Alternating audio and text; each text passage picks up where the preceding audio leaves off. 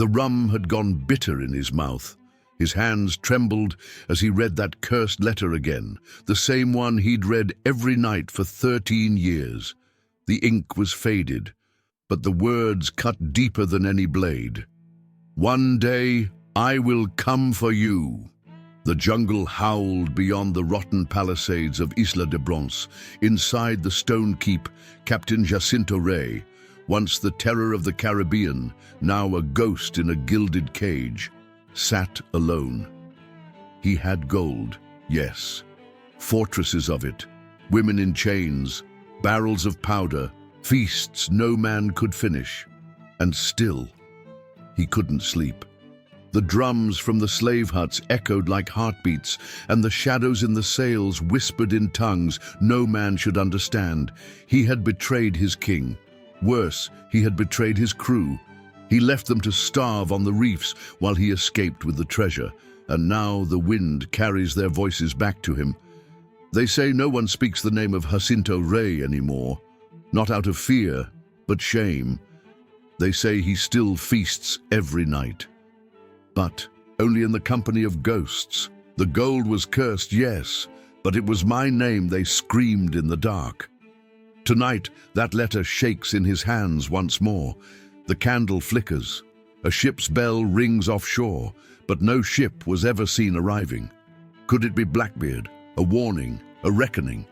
These are pirate stories not meant for daylight. Stories of hunger, betrayal, and a soul rotting beneath a crown of stolen gold. But ask yourself this: if a man builds his kingdom with lies and blood, what comes to tear it down? Welcome to the channel, The Pirate's Diary. If tales of pirates, lost oaths, and cursed gold stir something in you, the sea keeps its stories, but only for those who dare to remember. Will you join the crew? Subscribe and step aboard. His silhouette broke the night like a shattered mast. Wind howled across the northern shore of Isla de Bronce, and rain stung the backs of slaves hauling barrels beneath the crack of whips. Lantern light shivered on wet sand. In that trembling glow, a half-swamped dinghy ground itself against the rocks, ribs splintering with a sound like bones snapping in the dark. A lone man crawled out. Salt plastered his hair to his skull. Mud clung to every scar. His fingers bled where a helmsman's rope had chewed through flesh. He should have looked broken. Instead, his eyes held a calm that made even the dogs shrink back, ears flat, tails low. "My name is Mateo de la Cruz," he rasped, voice thick as old tar. No cutlass hung at his belt. No pistol, only silence and a hunger that curled in the corners of his smile.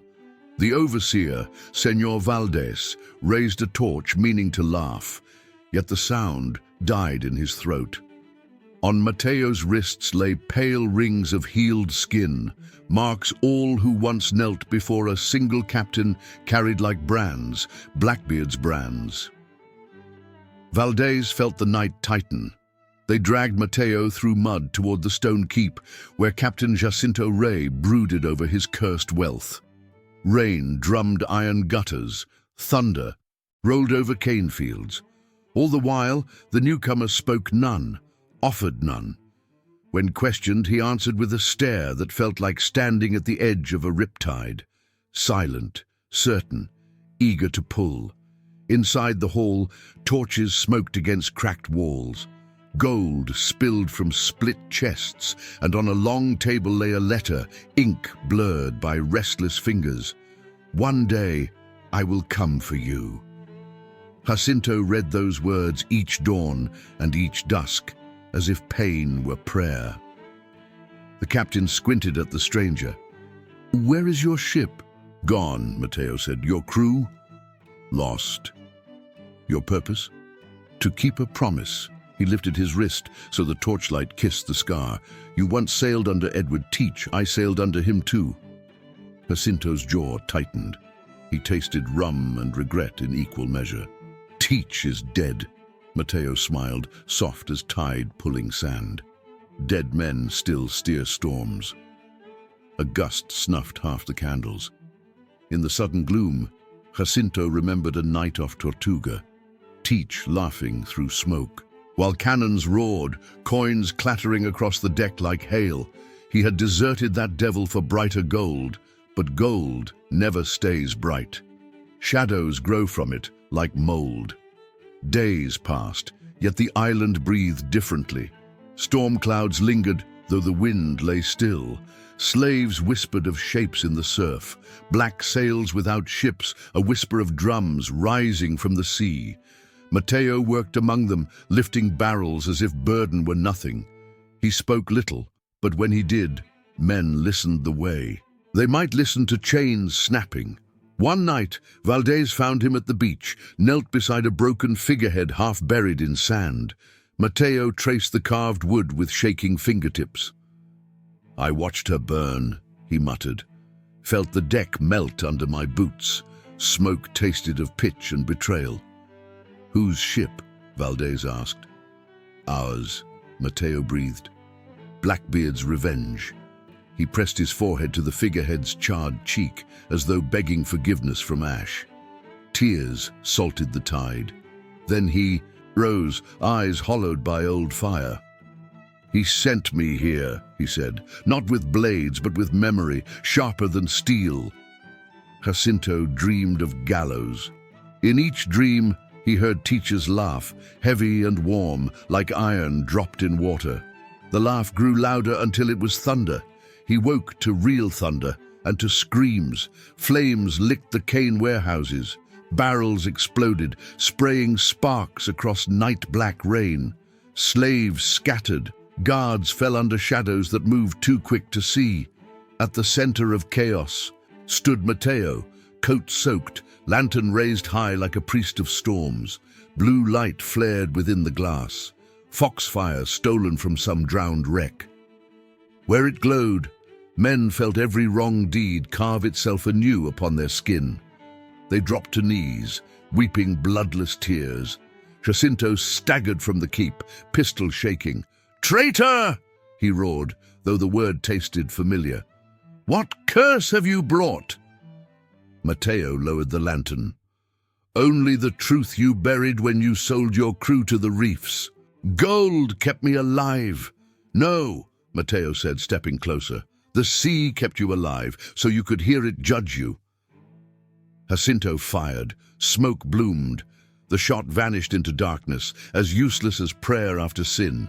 Lightning crowned the stranger, revealing not one man but many. Faces of drowned sailors flickering behind his eyes, Teacher's lieutenants, deckhands, boys too young to bleed rum, all bound to Mateo like barnacles to driftwood. Jacinto felt the island sink beneath his feet, though ground remained solid. "The gold was cursed," Mateo whispered, "but it is your name the sea screams each night." By dawn, the fires died. Rain washed ash across empty courtyards. Of Mateo and Jacinto there was no trace, only the dinghy, now upright, pointing toward the horizon as if ready to sail again. Valdez found the captain's diary open on a stool. The final line bled across the page, ink still wet, though no hand remained to write it. "We betray the sea, yet it is the sea that never forgives." A breeze turned the page, and in the margin lay a single black hair tied to a red bead, the token Blackbeard wore upon his beard. Valdez shivered. Somewhere beyond sight, thunder murmured like distant laughter. He closed the diary, yet the words kept whispering as diaries do when soaked long enough in blood and salt, and in that whisper lurked the promise every pirate fears. Storms remember. So too do the dead. The sun beat down like a hammer of fire. Stone split beneath Mateo's hands, the rhythm steady, patient. But behind each strike was calculation. Sweat blurred his eyes, yet his gaze never wandered. He counted steps between guard posts, traced the shadows cast by the old cannons at dusk. No one saw it, but the man was carving a map beneath their feet. He wasn't digging for gold, he was digging for ghosts. By day he toiled with the others, silent, obedient, invisible. But by night When the island exhaled and the rum took the guards, Mateo climbed the spiral of the old tower, the one with the broken bell and the cursed rope. They said a slave once laughed while hanging himself there, a sound that still echoed in storms. No one dared to go near it, no one but him. The stone was cold up there, even in the heat. The wind carried voices, or maybe just regrets. Mateo stood in that ruin, with his chest heaving, not from the climb, but from something burning inside, something heavy and sharp, like an anchor forged in grief. He lit no fire. He whispered no prayer. But he spoke aloud to no one. Why him? Why Jacinto? There had been a body once. Years ago, in the bones of Port Royal, long after the sea swallowed the city like a meal. Mateo had buried it himself, a sailor's corpse washed up with the wreckage, bloated, mouth open as if to scream even in death, and on its arm, etched deep in faded ink, a name, Jacinto Rey, a man who should have been a stranger. But that same name, years later, ruled this island. That same man dined in silk while others starved in chains. And Blackbeard, he had spoken that name with fire in his voice, the only time Mateo had ever seen fear in his captain's eyes. What tied the three together, the corpse, the captain, the king of this cursed place, was more than coincidence. It was a knot, and knots, Mateo knew, could be cut. One night, the tower spoke back. He had just reached the final step when a breeze pushed open the warped wooden door. It creaked slow, like a warning. Inside, the moonlight revealed strange markings. On the walls, clawed into the stone with desperate fingers, symbols, names, scratches like counting marks, and above them all, carved deeper than the rest, "The devil wears his face." Mateo touched the words, fingertips trembling. The stone was colder there, almost wet. He remembered Blackbeard's voice, raspy from salt and smoke. "Not all traitors die. Some rot until the sea calls them back." Was Jacinto Rey even still a man, or had the sea reshaped him into something worse, a reflection of every betrayal that built his throne? Mateo closed his eyes. He saw again the shipwreck, the corpse, the wrist inked with Jacinto's name. He saw Blackbeard at the helm, silent, staring into nothing, clutching his arm where the scar still burned. "You weren't supposed to find this," Teach had once told him, but he had, and now he couldn't unsee it. The next morning, Mateo returned to the quarry with dirt under his nails and questions in his lungs. He worked faster, dug deeper. He spoke less, listened more. Somewhere beneath the island was the truth, not written on paper but buried in ash, in bones, in blood. Each hammer strike echoed like a heartbeat. One worker asked him that day, "What drives you, hermano? You don't eat, you don't sleep." Mateo didn't answer, not directly, but his eyes said enough. "It's not hunger," he finally murmured. "It's memory. And memory, like the sea, never stays still. It comes in waves. It pulls you back. Back to the mark Blackbeard left on his wrist. Back to the name he read on a dead man's arm. Back to the tower where the walls whispered. Something was hidden here, not just a secret, a wound that never healed. And Mateo, scarred and silent, had come not to escape it, but to open it wide. The night smelled of rot and wet earth. Smoke drifted low through the slave quarters like a ghost with no name. From the cane fields to the harbor wall, whispers moved faster than wind. They said Jacinto Rey no longer touched his gold, that the man who once drank wine by the barrel now stared at the sea, empty and trembling, that he spoke to no one, only to shadows, and sometimes not even to those. "He fears something," one old man muttered. "No, someone," another replied. The guards said nothing, but their eyes moved too much. They looked behind them now. They held their weapons tight, even in the sun. And the concubines, left untouched, uncalled, unseen. The halls of the fortress no longer echoed with music, only with footsteps that stopped suddenly and never returned. In the dark, the people began to believe what they had feared all along.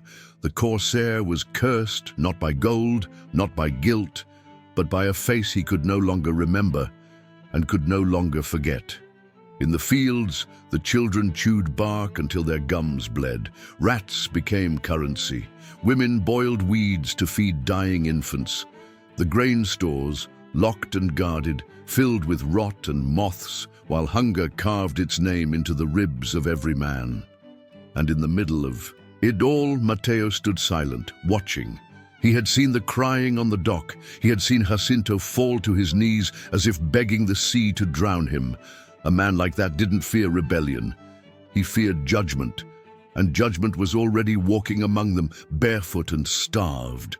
One night when the moon was too thin to shine, Mateo lit a fire behind the sugar mill. No guards, no torches, just flames and faces. 30 men, 10 women, 2 children, coughing but alive. He raised a burning branch like a banner. "You were right to fear him," he said. "Jacinto made kings bleed. He made fleets sink. He made the Caribbean curse his name. But tell me, has his shadow fed your children?"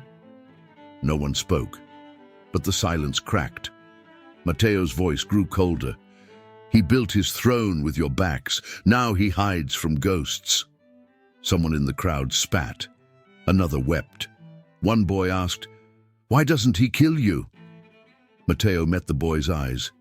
"Because I remind him of the one man he couldn't betray." A name filled the silence then, unspoken yet heard. Blackbeard. "The captain was fire," Mateo told them, voice rising. "He made us fear the sea, yes, but he made us walk on it too. He did not starve his men. He did not steal from their mouths. He ruled with steel, not with cowardice." Someone asked, "Then why follow him? Why not run?" "Because I don't run from ghosts," Mateo said. "I follow them." The flames danced in his eyes, casting shadows like knives across his face. "If hunger is the curse Jacinto gave you, then let revenge be your feast." Murmurs turned to voices, voices to oaths, oaths to hands on hammers and machetes. That night, fire became more than warmth. It became a promise, a reckoning. In the distance, alone in his keep, Jacinto Rey woke from sleep, choking on air. The sea outside whispered without wind, and in the silence he heard it, low, drawn, rising through the cracks of his crumbling walls. The song of hunger, not sung with lips, but with fire. And the memory of a captain whose name still echoed like thunder. Long after his ship had vanished beneath the waves, the wind had no sound that night. Even the waves seemed to hold their breath. Mateo moved through the cane fields like a shadow, guided only by memory and the pull of something he couldn't name. The others slept, bellies hollow, dreams twisted, but he couldn't sleep, not since the fire, not since the whispers started calling his name like a prayer cursed by salt.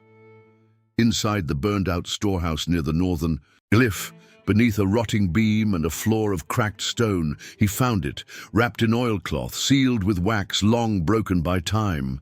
A journal, leather blackened by smoke, its pages stuck with salt, blood, and something older. It had belonged to an English gunner, a man who had died screaming during a failed siege of Isla de Bronce. No one had spoken his name in years, but his words were still there, pressed into the paper like wounds. Mateo turned the pages with care. What he found was no map to treasure, no dotted lines to gold, no X to mark the end of a life of hunger. It was a map of stone, of secrets, underground corridors, hidden tunnels, old slave galleries carved beneath the Corsair's fortress, sealed after a massacre no one dared to remember, forgotten by time, but not by the dead. One sketch showed a tunnel beneath the East Tower, another a shaft leading to the chapel ruins. But it wasn't the drawings that froze Mateo's breath. It was the final line, scratched in dried ink. "If you read this, Don't come alone. He still keeps them. The ink had aged like blood. The letters were jagged, desperate, but the hand that wrote them, Mateo had seen it before. The same hand that penned the old filthy letter Jacinto Rey read each night before drowning himself in rum, the one that ended with a promise. One day I will come for you. Mateo felt the page shake in his fingers. Not from wind, from understanding. It was his handwriting, Barba Negra. They had both been marked by him. Both held pieces of the same wound, Jacinto and Mateo, enemies in flesh but brothers in fate. One betrayed the captain for gold, the other survived him, but neither had escaped him. Now the past wasn't just memory, it had claws. Mateo lit a single candle. The flame flickered, casting long fingers over the journal. He reread the final line, mouthing the words slowly, as if tasting their weight. He still keeps them. What did it mean? The dead? The treasure? Or the souls that were taken when the tunnels were sealed shut? When Jacinto buried the screams of those who built his throne? Mateo pressed the page to his chest. He could feel his heartbeat against it, fast, unsteady, human. If he kept them, Mateo whispered, then I'll make him open the gates again. He returned to the tower that night, the same cursed one where the wind laughed like ropes snapping. He tore a page from the journal, pinned it to the stone wall with a rusted nail. It bore only 4 words: "The map is bleeding." By morning, those who passed by it would understand. Rebellion wasn't just coming from above, it was rising from below, from the earth, from the bones, from the silence beneath the fortress, from the tunnels where the screams never stopped echoing. Mateo no longer needed proof. He had seen enough, felt enough, remembered enough. Jacinto Rey had sealed the past in darkness, but the past was still breathing, and it was Mateo who now held the candle. The sea clawed at the cliffs like a beast in chains. Wind screamed through the grottos, twisting into voices that didn't belong to any living mouth. But Mateo didn't turn back. He moved with his back against the stone, breath shallow, boots sinking into sand soaked with centuries of salt. This wasn't the path carved by slaves or soldiers. It was older, forgotten, a scar beneath the island's skin. Torchlight danced behind him, faint and far. He was alone now, and yet he wasn't. At the end of the tunnel, behind a rusted gate, waited the dungeons, low ceilings, chains hanging like dead vines, the air thick with rot and silence. But no gold, no powder, no maps, only a single cell, and a man inside it. The prisoner sat cross-legged on the cold floor, a dirty cloth tied over his eyes. His beard was silver, his fingers raw and bent. He rocked gently as he whispered, not in Spanish nor English, but in something older. Gaelico, the language of drowned coasts and forgotten captains. Mateo approached the bars, heart thudding. "¿Quién eres?" he asked. The man stopped rocking. For a moment, silence swallowed the dungeon whole. Then the voice came, low, cracked, not of this world. "I am the echo of a captain who never existed, and you are his debt." Mateo's hand gripped the bars. "What debt?" he asked, but the man said nothing more, only resumed his murmurs, ship names, storm dates, pleas to names long erased from time. Before dawn, the old man's voice broke for good. His body slumped forward, arms out like he was reaching for something that had never come. Mateo stepped into the cell. There was no key, no guards, no reason for this prisoner to still be alive, except that someone wanted him kept this way. Pinned to the man's chest, sewn directly into the rags, was a name. Faded thread, red as dried blood, Edward Teach, Blackbeard. Mateo's breath left him. He reached out with trembling fingers, pulling the cloth from the man's eyes, only to find sockets sunken, empty, blind for years. And on the wall behind the corpse, scratched into stone with fingernails until the bone showed, was a symbol repeated again and again, An anchor broken in two, a skull beneath it, the mark of a captain who had no grave, no god, only legacy. Mateo collapsed to his knees. The cell closed around him like a coffin. He pressed his forehead to the stone and let the silence pierce him. Nothing made sense now. Every step he had taken, every whisper, every fire, every scar, it had all been guided by a hand he could no longer see. Barbanegra. He hadn't just marked them, he had written them. Not just Jacinto, not just Mateo, all of them. A game older than the island, a story told in salt and blood, with players who didn't know they were pieces. And the final move hadn't yet been played. Mateo rose slowly. He didn't cry, he didn't scream, but when he left that cell, he carved the symbol into his own palm, with a nail deep and raw. Not for pain, not for revenge, but to remember he was the debt, and someone had come to collect. The sky bled into ash as dawn crept over Ile de Bronce. Smoke still curled from chimneys, and the scent of wet dust clung to every stone. Birds did not sing. The wind did not stir. It was the kind of silence that came before something broke. And then came the voice, rough, loud, unshaken. From the highest rooftop in the square, Mateo stood, dirt on his face, blood on his clothes, eyes like sharpened glass. He shouted a name the island hadn't dared to whisper in years. "Edward Teach!" The square froze. Slaves paused mid-stride. Overseers reached for weapons they didn't fully trust. Mothers clutched children tighter, and old men turned their faces away as if hiding from memory. Mateo raised both arms. "Barbanegra marked this island," he roared. "Not with gold, not with cannon, with a curse, and the traitor still sits among you." Whispers exploded like dry leaves in flame. And then, footsteps. From the iron gates of the fortress, surrounded by guards dressed in black and silver, stepped Jacinto Rey. His face was pale, bloated by sleepless nights. His sword remained sheathed. His hands trembled just enough for the crowd to see. He looked up, squinting into the light, and spoke as if he didn't believe his own eyes. "You," he rasped, "you were just a boy."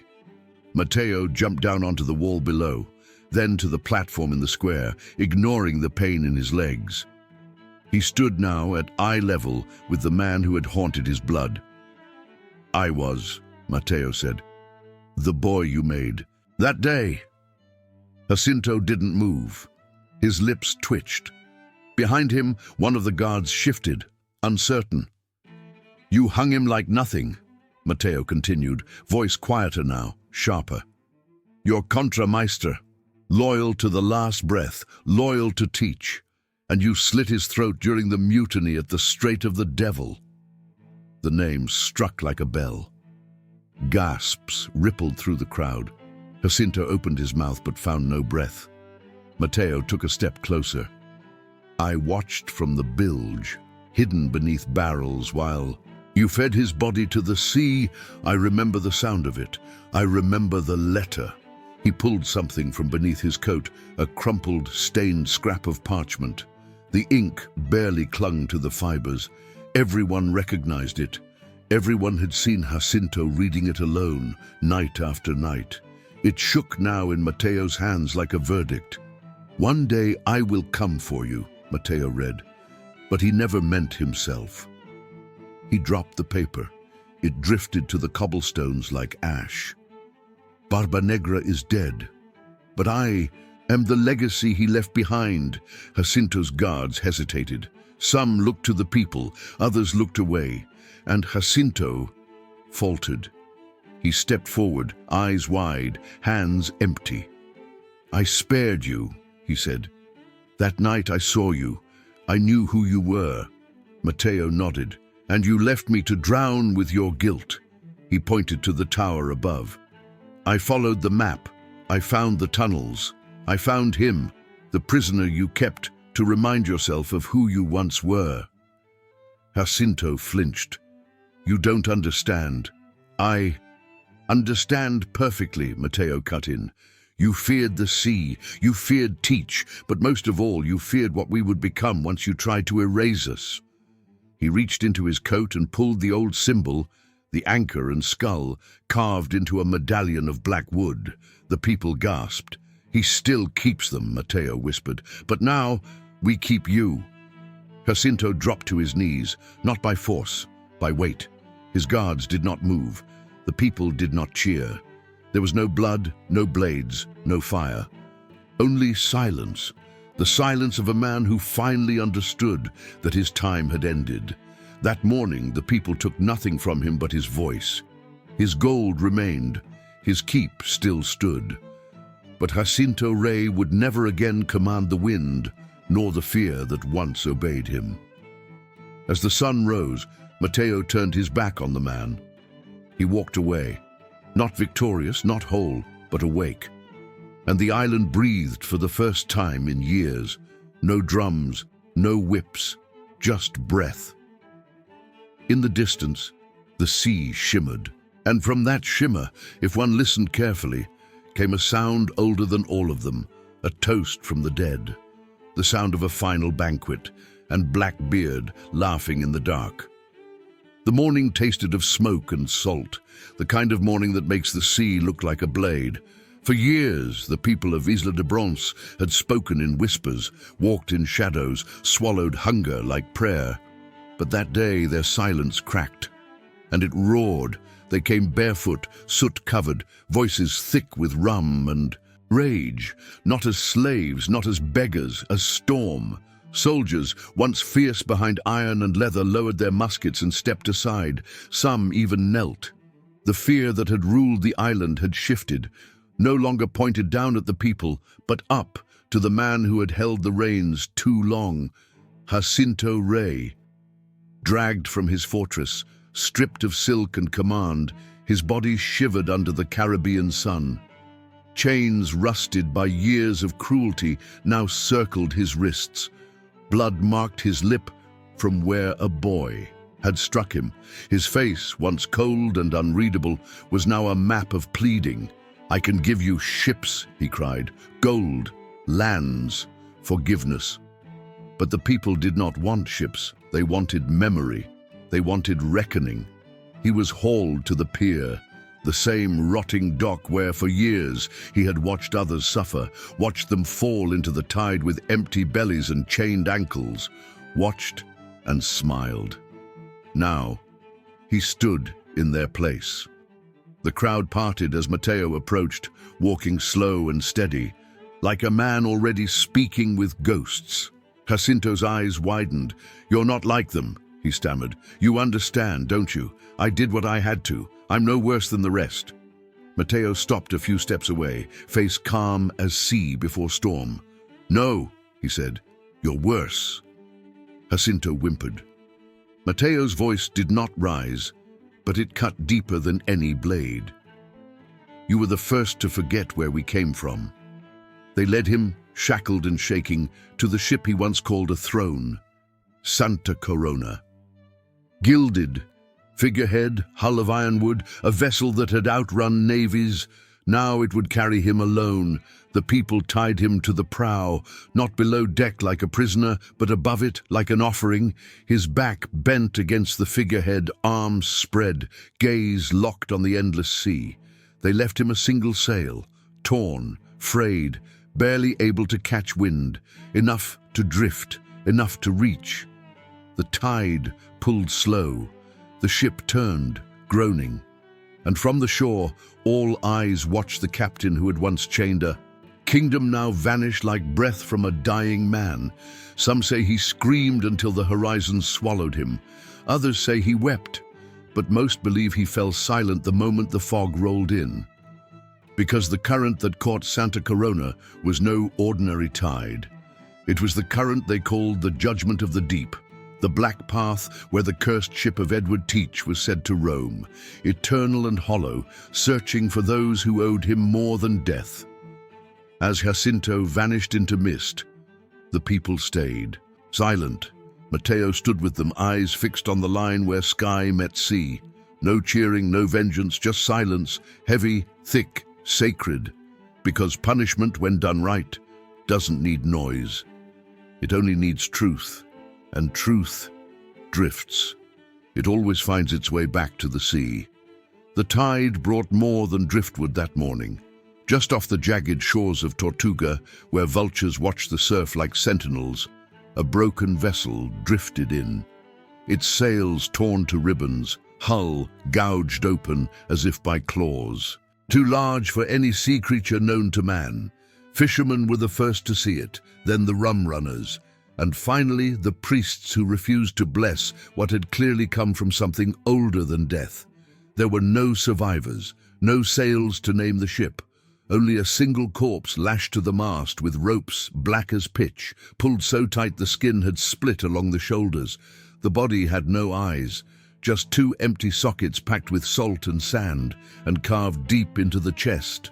Fresh despite the rot was the mark, a broken anchor, and beneath it the echo of a skull. The men of the dock stood frozen, not from fear of the dead but fear of who had claimed him. There were no coins, no scrolls, no weapons, but they all knew the name before it was spoken. Jacinto Rey, once a lord of thunder, now flotsam, now a warning. No one wept, no one dug a grave. The body was burned at low tide, far from the chapels, far from any road where memory could cling to it. But from that day on, the Kai whispers changed. They no longer spoke only of the curse of gold or the wrath of storms. A new story was born, a darker one. If you betray the sea, she'll mark you with salt and drown you with silence. But if you betray the memory of Barba Negra, she'll remember you. She'll strip you of name, of eyes, of breath, and she'll send you back, not for forgiveness, but so others may know. The ocean forgets no oath, and it never, ever forgives. A ship burned on the horizon, its mast cracked like bone. Under fire, the wind carried ash across the water like snow that stung, and far beyond the flames, the sky turned the color of dried blood. No one tried to save it. No bells were rung, no prayers offered, only silence, and the distant sound of crows circling high above the waves. Mateo watched from a skiff, alone, the salt stinging fresh wounds on his hands. Behind him lay Isla de Bronce, its granaries open, its chains broken, its people fed for the first time in years. But there was no joy in his chest, no triumph in his blood. He carried nothing with him but a small, weather-worn journal bound in dark leather. Inside, faded ink formed a name that still weighed more than gold. Edward Teach, Barba Negra. Mateo didn't leave the island with treasure. He left with ghosts. Some nights he can still hear the rope creak above the deck. His father's voice, hoarse, desperate, calling out below deck, right before silence. Right before water took everything that had once felt safe. He dreams of it, of the betrayal, of the letter Jacinto read again and again, thinking it was a warning. It wasn't. It was a sentence, written by a dead man who wanted the sea to finish what he started. Mateo remembers the way Jacinto's body floated toward the fog, limp, broken, still bound to the Santa Corona, as it vanished into the current no sailor dares to name, the place where the wind forgets how to blow. He never found out if it was justice or vengeance, maybe both, maybe neither. That's the part that never let him sleep. He has sailed far since that day, from the quays of the Windward Passage to the jagged edges of the Spanish Main. But no matter how many ports he leaves behind, the shadows follow. Sometimes, when the moon disappears, he sees the ship. No sails, no crew, only a black hull cutting through the waves like a memory with teeth. They say it has no captain. They're wrong. It has every captain who ever betrayed their crew.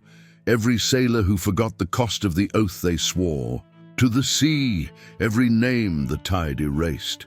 They say Blackbeard's ghost still sails these waters, not for gold, not for glory, but for what he couldn't save.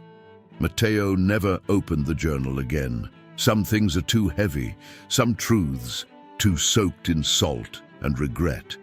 But he keeps it close, because it's not just a book, it's a mirror. And every time he looks at it, he hears the question again, echoing like waves in his chest. Was it justice? Or was it revenge? He'll never know. But the sea knows. And the sea never forgets. What about you? Did you already know this forgotten part of the story? If you had been on that ship, what would you have done?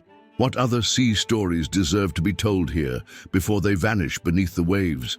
If this story touched you in any way, don't let it vanish like so many other names the sea has taken. Subscribe to the channel and turn on notifications to keep hearing what was never meant to be forgotten. This was The Pirate's Diary, and some pages were never meant to be reopened, but they are now, and the crows are already circling.